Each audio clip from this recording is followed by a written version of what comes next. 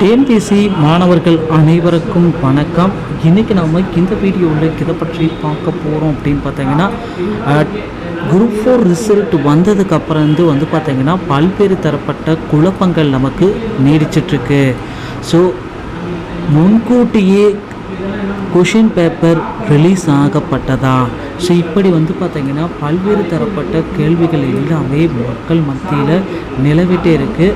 So group 4 வந்து பார்த்திங்கன்னா இதுக்கு அடுத்த நிகழ்வாக என்னவா இருக்கும், அடுத்தடுத்த தகவல்கள் குரூப் 4 என்னவா இருக்கும். ஒரே மையத்தில் பயிற்சி பெற்ற 2000 பேர் வந்து பார்த்திங்கன்னா தேர்ச்சி பெற்றிருக்காங்களா? இது தாங்க மிகப்பெரிய கேள்விகளாக இருக்குது. ஸோ 200 கொஷினுக்கு 187 கொஷின்ஸ் வந்து எப்படி சரியாக இருந்தது? ஸோ அந்த ஸ்டேட் ஃபர்ஸ்ட்டு வந்து பார்த்திங்கன்னா எப்படி சாத்தியம் அப்படின்ற அளவுக்கு வந்து பார்த்திங்கன்னா முறைகேடுகளில் ஈடுபட்டிருக்கிறதா டிஎன்பிஎஸ்சி? ஸோ குரூப் 4 தேர்வுகளை வெளியீட்டில் இவ்வளவு தாமதம். ஸோ கொஞ்ச நேரத்தில் வந்து பார்த்திங்கன்னா அவ்வளவு கொஷின்ஸையும் 187 மதிப்பெண்கள் ரைட் ஆகிறதுக்கு வாய்ப்புகள் எப்படி இருக்குது? ஸோ இதை பற்றி வந்து பார்த்திங்கன்னா டிஎன்பிஎஸ்சி வந்து பார்த்திங்கன்னா பல்வேறு கட்டங்களில் ஆய்வுகள் எல்லாமே கொண்டுட்டு வந்துட்டுருக்காங்க. ஸோ இந்த ஆய்வுகள் வந்து பார்த்திங்கன்னா என்ன சொல்லுது அப்படின்னு பார்த்திங்கன்னா, நிறைய பேர்த்துக்கு வந்து பார்த்திங்கன்னா பெருசாக லெவலில் மார்க் இல்லை. ஆனால் ஒரு சிலர் வந்து பார்த்திங்கன்னா பர்டிகுலராக ஒரு சென்டரில், அந்த ஃபஸ்ட்டு சென்டரில் எக்ஸாம் எழுதினவங்க, அந்த மாதிரி பீப்புள் வந்து பார்த்திங்கன்னா கரெக்டாக இருக்கிறது வந்து கண்டுபிடிச்சிருக்காங்க. ஸோ கண்டிப்பாக இந்த டைம் வந்து பார்த்திங்கன்னா வேகன்சிஸ் வந்து 15,000 வேகன்சிஸ் வந்து இன்க்ரீஸ் ஆகும்.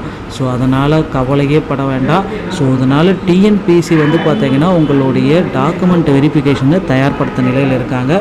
ஸோ பக்கத்தில் இருக்கிற இ-சேவை மையத்துக்கு போயிட்டு டிஎன்பிஎஸ்சியோடைய குரூப் 4 டாக்குமெண்ட் அப்லோடு ப்ராசஸ் எல்லாமே நமக்கு நடைமுறையில் கொண்டு வர இருக்காங்க. ஸோ 1:2 அல்லது 1:3 என்ற விதத்தில் வந்து பார்த்திங்கன்னா சிவி நடக்கும்.